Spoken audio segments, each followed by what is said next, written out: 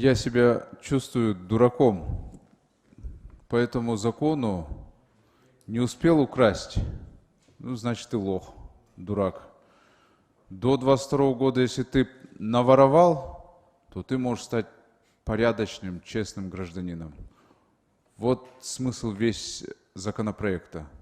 Коррупционеры будут открывать шампанское, когда закон этот будет подписан. Для коррупционеров вы создаете все возможности, чтобы быть честным человеком. А если ты пойдешь в аптеке, украдешь лекарства, то будешь сидеть. А украдешь миллион, еще и медаль будешь получать. К сожалению, у нас вот так. И я считаю, такой законопроект очень опасный. Я за легализацию амнистии капиталов. Но вы же позволяете чиновникам все, что они воровали, сделать просто легальным.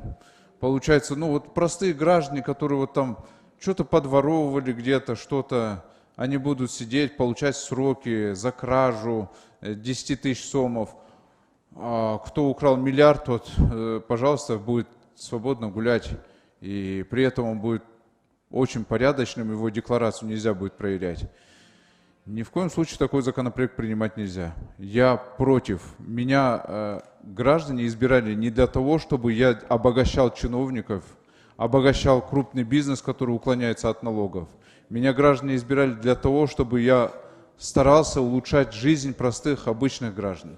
Вот поэтому я буду голосовать против этого законопроекта.